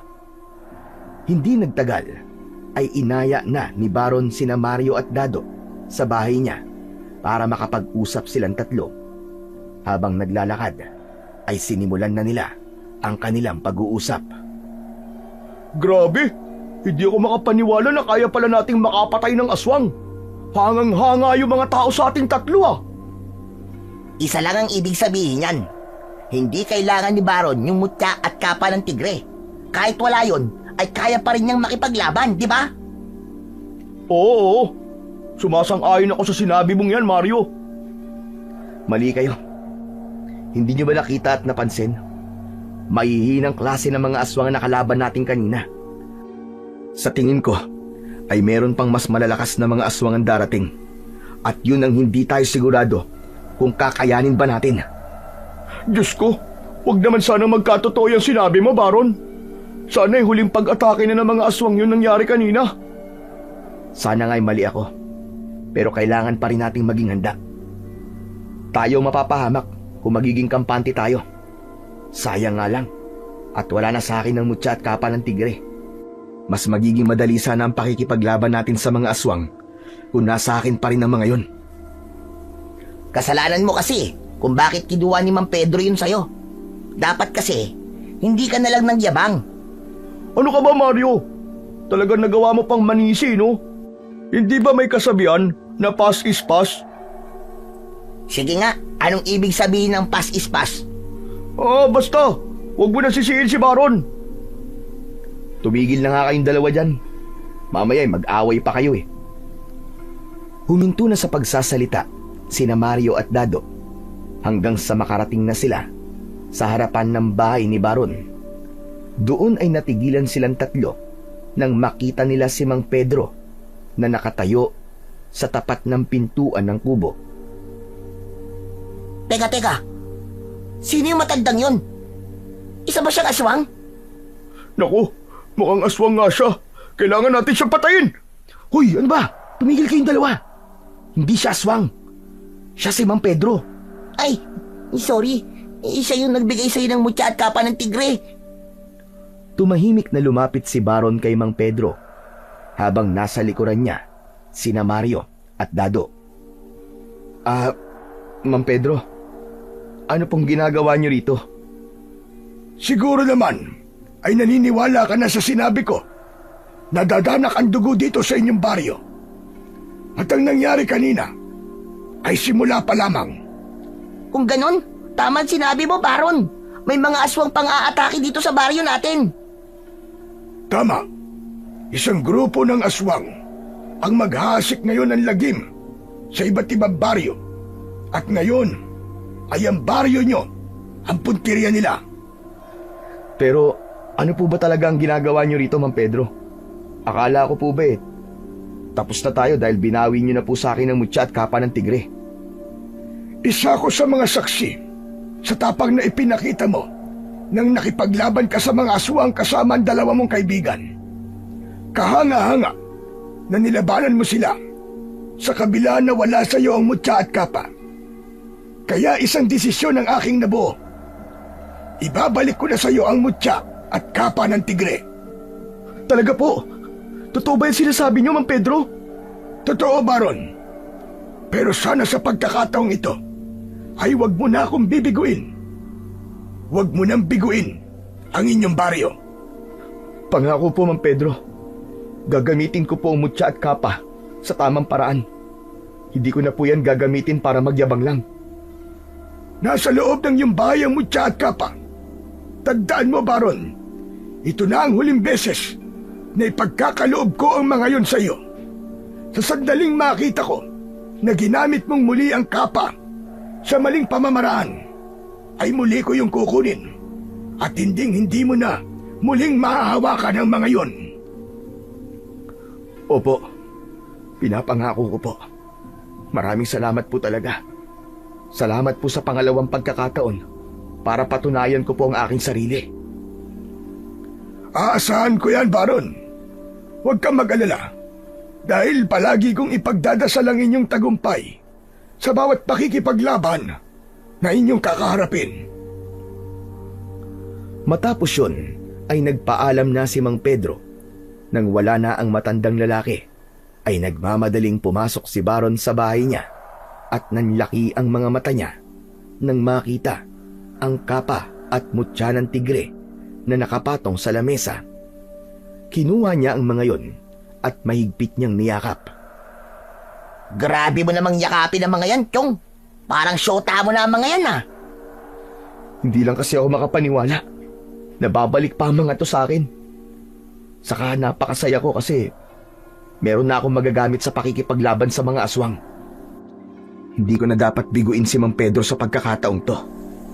Kailangan kong ipakita na hindi lang ako isang barumbadong mahilig sa trouble.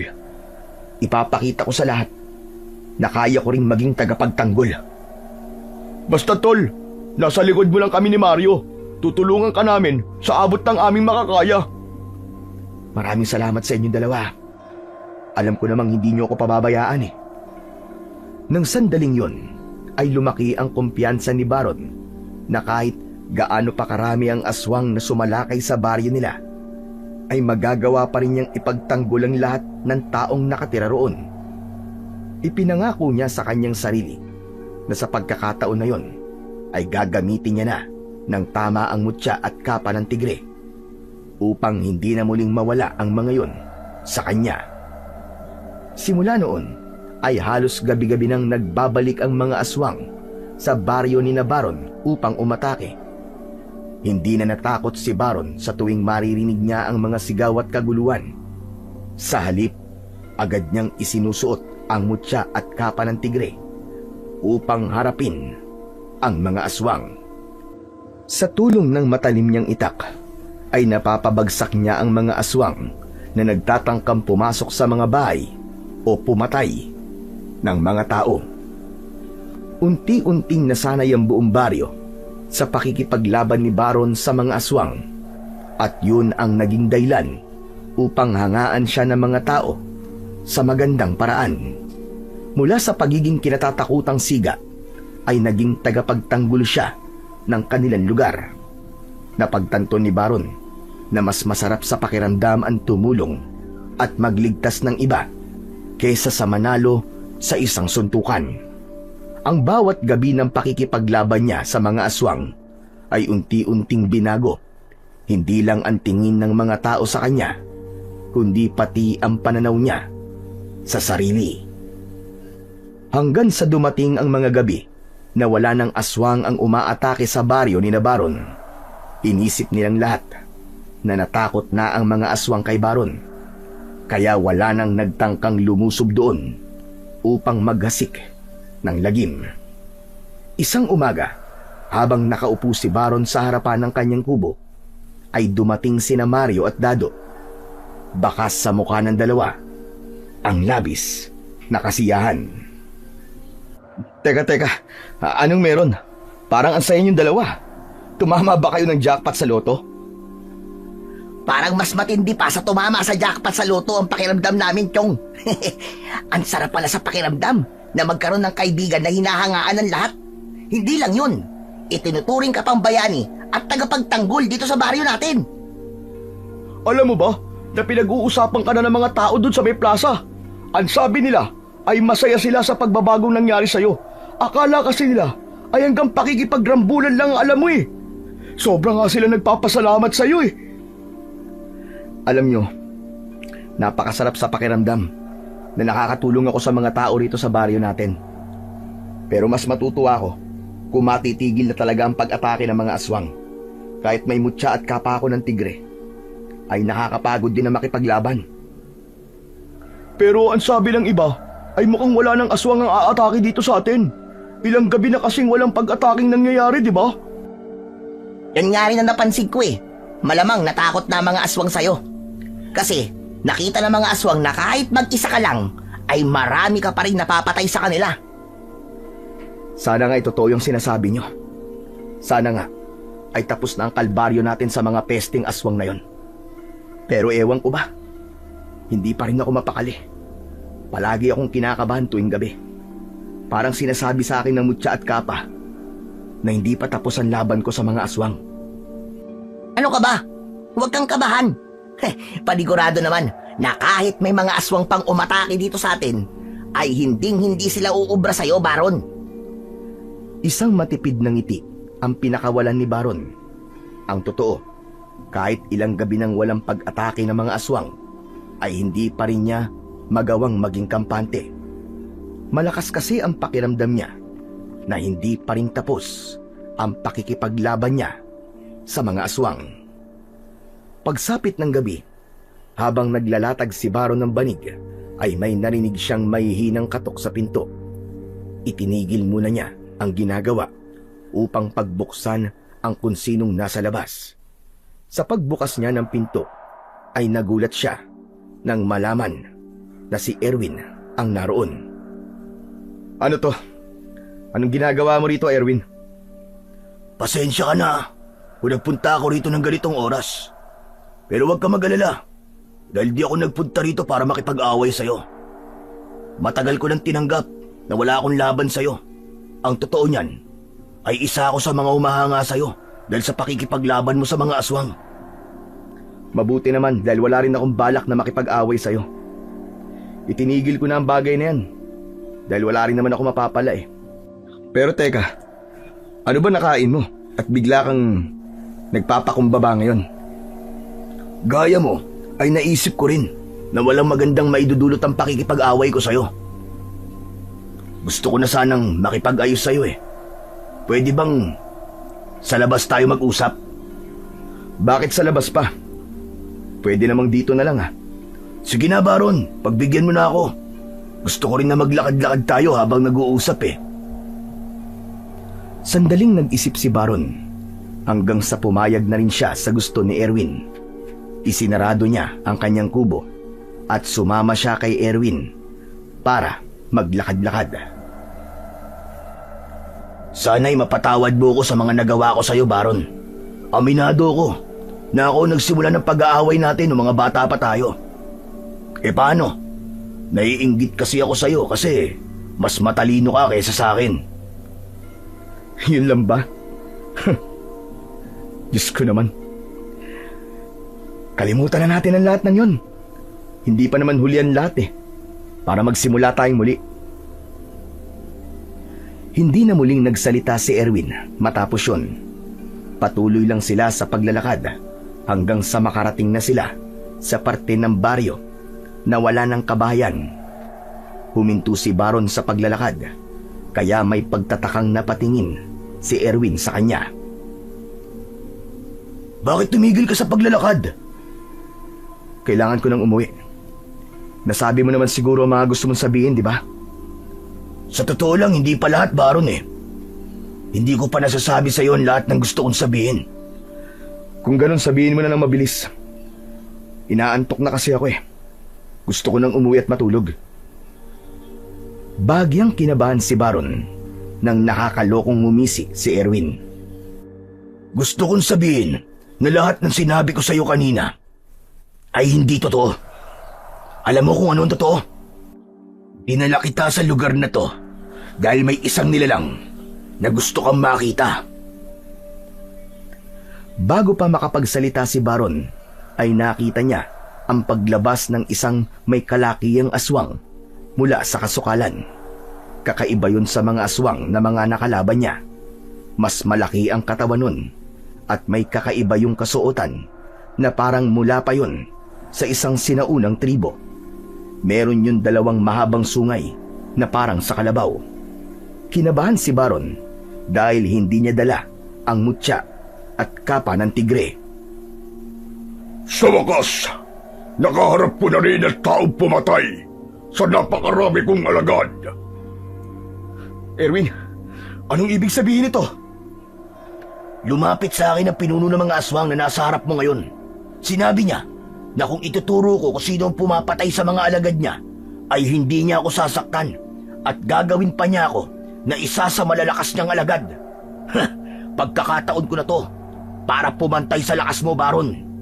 Kaya hindi ko na to pakakawalan. Hayop ka! Traidor ka, Erwin! Traidor ka sa baryo natin! Hindi siya pinansin ni Erwin. Bagkus ay lumapit ito sa pinuno ng mga aswang. Ngayong ginawa ko ng gusto mo, ibigay mo na sa akin ang aking gantimpala. Gawin mo na akong malakas na aswang ngayon din dahil hindi na ako makapaghintay na patayin si Baron. Sige na, gawin mo na akong aswang! Ngumisi ng malaki ang pinuno ng mga aswang. Lumabas ang matutulis nitong mga ngipin. Labis na nagimbal si Baron nang biglang nilaslas ng aswang ang leeg ni Erwin gamit ang matutulis nitong mga kuko.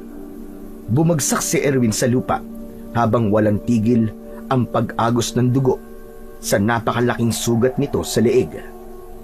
Walang gantimpala ang nararapat sa mga taong kagaya mo. Ngayon, ikaw naman ang papatayin ko. Sa tingin mo ba ay palalampasin ko ang ginawa mo sa mga alagad ko? Ngayon mo subukan ang pagiging tagapagtanggol mo.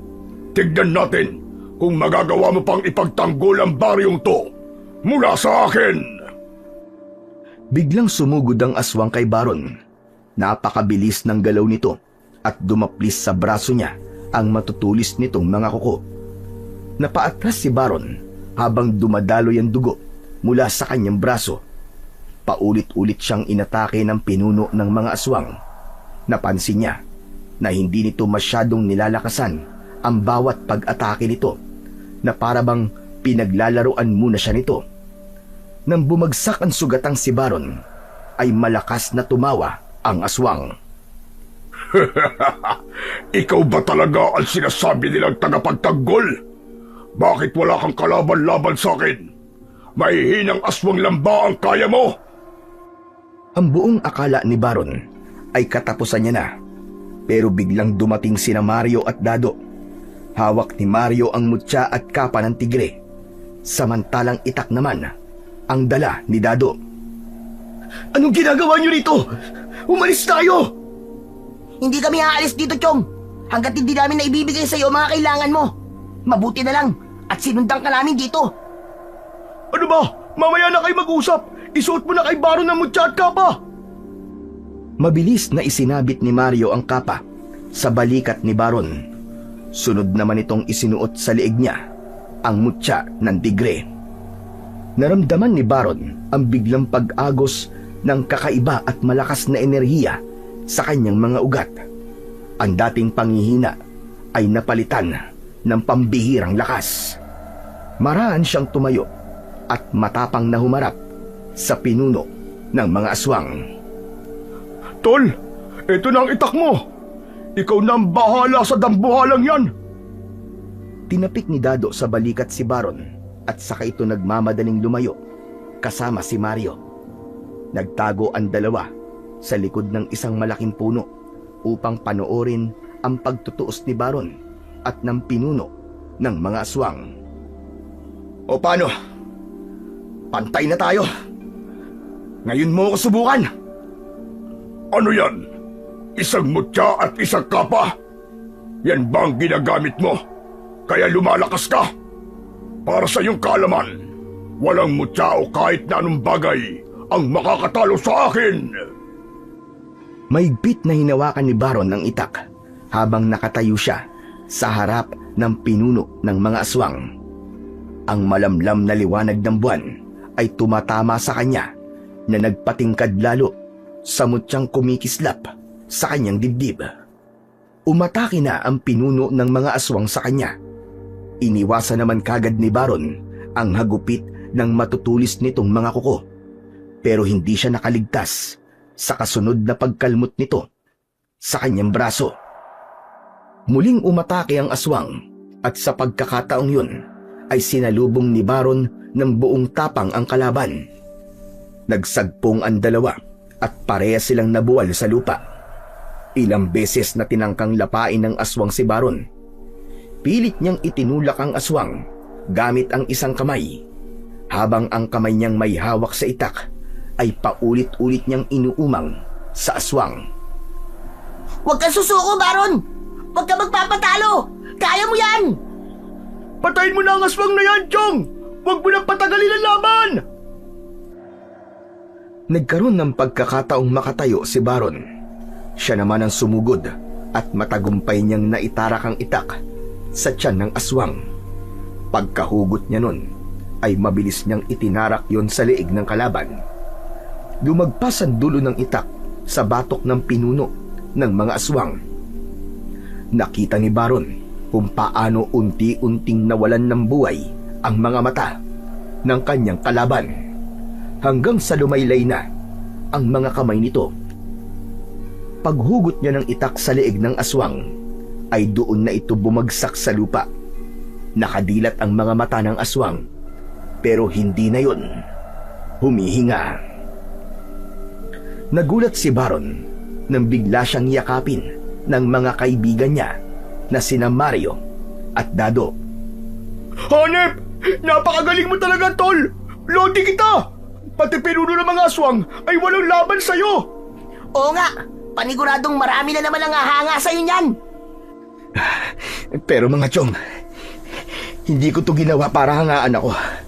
Ginawa ko to dahil gusto kong iligtas sa mga tao sa baryo natin. Yun lang ang dahilan ko at wala nang iba.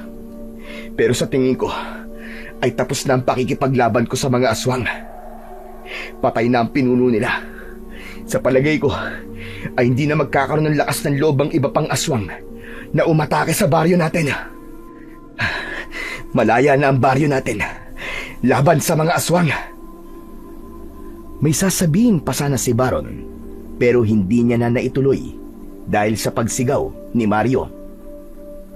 Diyos ko! Si Erwin ba yan? Ano nangyari sa kanya? Patay na ba siya? Oo, siya ang may gawa niyan sa sarili niya. Nagtiwala kasi siya sa pinuno ng mga aswang dahil sa kagustuhan niyang mahigitan ako. Nakakalungkot man, pero wala na talaga si Erwin. Sayang lang, at nawala siya na hindi man lang kami nagkaroon ng pagkakataong magkaayos. Malungkot na tinignan ni Baron ang walang buhay na katawan ni Erwin. Ganun pa man, sa kabila ng kamatayan nito, ay may saya siyang naramdaman dahil ramdam niya na simula sa gabing yun ay mamumuhay na ng mapayapa at malaya sa takot ang kanilang baryo. Matapos patayin ni Baron ang pinuno ng mga aswang, ay tuluyan nang naging tahimik ang kanilang baryo. Itinuring na isang bayani si Baron sa kanilang lugar. Ngunit hindi na muling nasilayan ni Baron si Mang Pedro at nanatili na sa kanyang pag-iingat ang mutya at ang kapa ng tigre. Inisip na lamang ni Baron na tuluyan ng ipinagkatiwala sa kanya ni Mang Pedro ang pangangalaga sa mutya at kapa. Sa paglipas ng panahon ay lalong tumibay ang pagkakaibigan ni na Baron, Mario at Dado. Kailanman ay hindi na sila nakipag-away at nakipagrambulan. Bagkus ay tumutulong sila sa paggabay sa mga kabataan upang hindi maligaw ng landas ang mga ito. Natutunan ni Baron na hindi ang pagiging siga ang batayan ng totoong tapang, kundi sa tapang ng isang tao na tumulong at ialay ang buhay nito sa kanyang kapwa.